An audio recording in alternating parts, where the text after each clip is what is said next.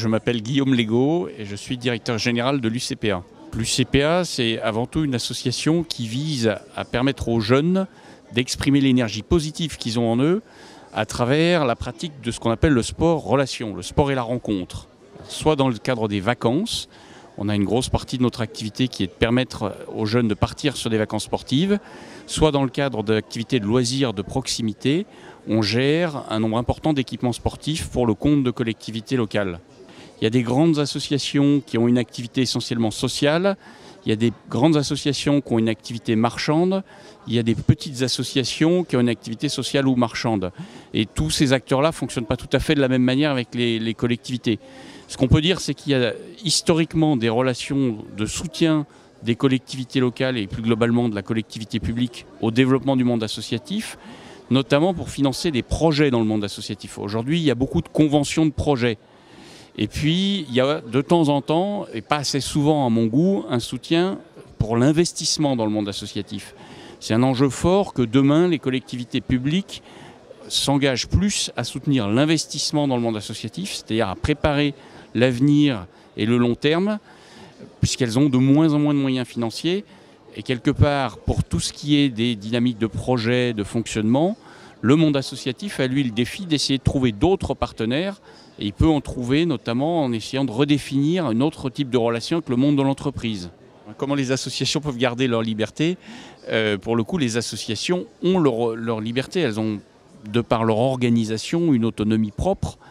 Et on ne peut pas dire aujourd'hui qu'elles aient une dépendance financière vis-à-vis des collectivités publiques. C'est même quelque chose qui, les dynamiques d'évolution aujourd'hui vont vers une plus grande autonomie des associations. La part des financements publics tend à décroître progressivement au profit soit de ressources propres que les associations développent. C'est le cas de l'UCPA par exemple, qui développe des ressources en vendant un certain nombre de ses services, soit en développant les ressources qui viennent pour le coup d'acteurs privés sous forme de dons, de mécénat, sous forme de cotisations, sous forme de soutien éventuellement social et solidaire. Et nous, à l'UCPA, par exemple, on développe beaucoup les relations avec tous les acteurs de la finance sociale et solidaire qui viennent aider à investir dans des projets qui vont permettre aux jeunes de pouvoir pratiquer du sport à l'avenir. Moi, je pense que c'est très important que dans notre pays, on puisse effectivement reconnaître aujourd'hui la part et l'importance de toute l'économie qui n'est pas tournée vers le profit et qui est avant tout tournée vers l'impact social.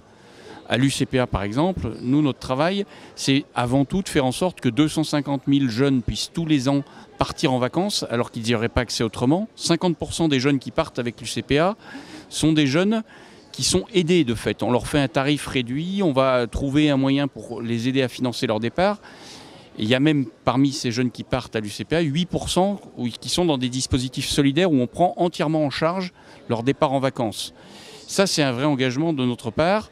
Aujourd'hui, faire en sorte qu'on puisse mieux reconnaître l'existence de cette économie qui n'est pas tournée vers le profit, mais d'abord vers l'impact social, c'est un enjeu fort de la loi, je pense. Elle va permettre de faire en sorte qu'on comprenne mieux qu'il y a à la fois des associations et des entreprises qui mènent une activité économique sans chercher à en faire du profit de manière trop forte, et de l'autre côté, des entreprises qui, elles, ont vocation avant tout à alimenter, je dirais, une logique plus tournée vers le profit, qui a sa place aussi, mais qui, à ce moment-là, n'est pas dans le même champ.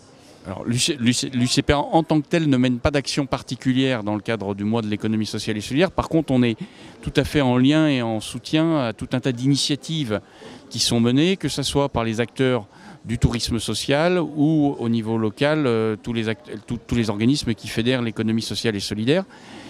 Une des spécificités de l'UCPA, qui fait qu'elle est vraiment ancrée au cœur de l'économie sociale et solidaire, c'est qu'on forme énormément de jeunes. Aujourd'hui, à l'UCPA, on forme chaque année 1800 jeunes à des diplômes dans des métiers du sport et de l'animation. Ça, c'est un engagement très fort de notre part. C'est-à-dire que non seulement on a une mission sociale par sa finalité, permettre à des jeunes de partir en vacances ou d'accéder au sport, mais en plus, dans la manière d'entreprendre, on a fait le choix de donner une vraie chance aux jeunes de pouvoir se former et de trouver un emploi. Cette formation, elle est prise en charge effectivement par l'UCPA, parfois en lien avec des financements publics, soit via Pôle emploi, soit via les conseils régionaux.